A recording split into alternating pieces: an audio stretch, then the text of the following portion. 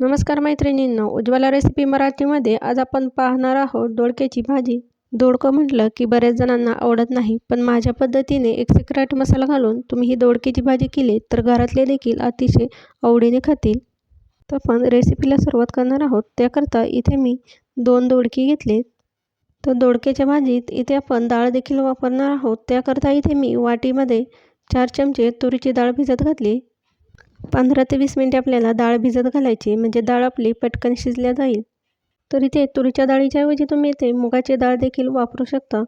दोडके cut करून घेणार आहोत. त्याकरता दोडक्याची अशा पद्धतीने इथे मी वरचे साल काढून घेतलेत. साल काढल्यानंतर अशा पद्धतीने इथे मी दोडक्याचे 4 काप करून घेतलेत. लांबट आकारामध्ये दोडका आपल्याला इथे कट करून घ्यायचा आहे. दोडका कट केल्यानंतर पाण्यात घालून आता आपण साईडला ठेवून देऊयात. ते मी डिशमध्ये भाजलेले शेंगदाणे घेतलेत 2 ते 3 चमचे, कोथिंबीर, लसूण पाकळ्या 8 ते 10, खोबऱ्याचे काप घेतलेत 15 ते 20. ते सर्व मिक्सरच्या भांड्यामध्ये काढून घ्यायचे आणि याचं पाणी घालून पातळसर अशी पेस्ट तयार करून घ्यायची. तर इथे तुम्ही बघू शकता मी पेस्ट तयार करून घेतली. पाणी घातल्यामुळे इथे पेस्ट छान अशी बारीक झाली. आता आपण फोडणीची तयारी करूयात. त्याकरता इथे मी गॅसवर कढई गरम करायला ठेवली. कढई गरम झाली की यामध्ये 2.5 पळ्या तेल घालूया. तर इथे तुम्ही तेल कमी जास्त करू शकता, पण तेल जास्त असेल तर भाजीची चव देखील इथे छान लागते.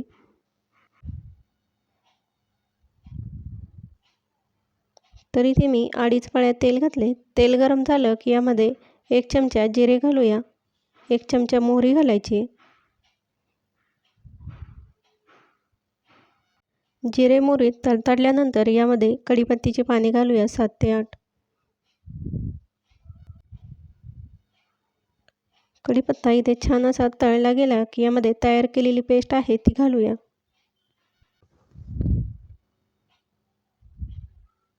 इथे आपण सर्व वाटण घातले. आता 2 मिनिटे आपण तेलामध्ये हे परतून घेऊयात.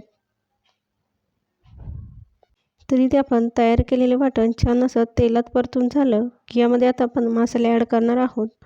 2 चमचे लाल मिरची पावडर घालायची. आता इथे तुम्हाला तिखट किती हवे त्यानुसार तुम्ही इथे लाल मिरची पावडर वापरू शकता.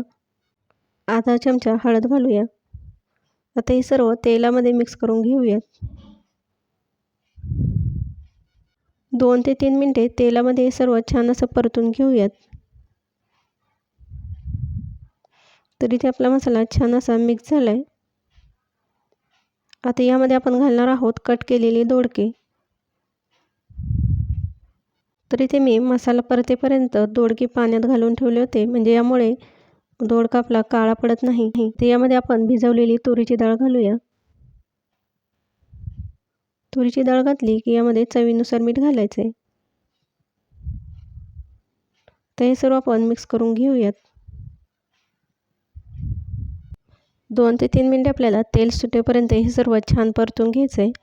2 ते 3 मिनिटे झालेत. इथे मसाल्याला छान असं तेल सुटलं आहे. आता यामध्ये आपण गरम पाणी घालणार आहोत. तर इथे मिक्सरच्या भांड्याला थोडा मसाला राहिला असेल तर यामध्ये पाणी घालून अशा पद्धतीने आपण भाजीमध्ये पाणी घालायचं आहे. तर भाजीत आपल्याला पाणी जास्त घालायचं नाही. भाजी शिजेल इतपतच पाणी आपल्याला यात घालायचं आहे.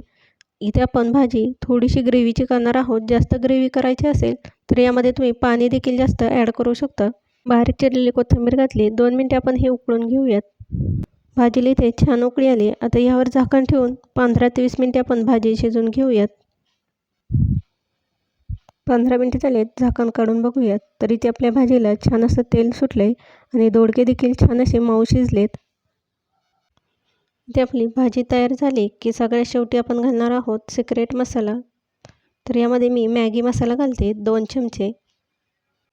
मॅगी मसाल्यामुळे इथे भाजीची चव देखील वेगळी लागते आणि सुगंध देखील खूपच छान येतो. मॅगी मसाला म्हटला की लहान मुले देखील आवडीने खातात आणि चवीला देखील अतिशय सुंदर लागते. आता हे सर्व आपण मिक्स करून घेऊयात. तयार झालेली भाजी तुम्ही इथे चपातीसोबत किंवा भातासोबत देखील खाऊ शकता आणि टिफिनला देखील अतिशय सुंदर आणि झटपट अशी आपली इथे भाजी तयार झाली. आता यावर आपण बारीक चिरलेली कोथिंबीर घालायची. तयार केलेली भाजी सर्विंग बाउलमध्ये काढून घेऊयात. आजची रेसिपी कशी वाटली कमेंट करून सांगा व रेसिपीला लाईक करा, शेअर करा व चॅनलला सबस्क्राईब करा. रेसिपी बघितल्याबद्दल धन्यवाद.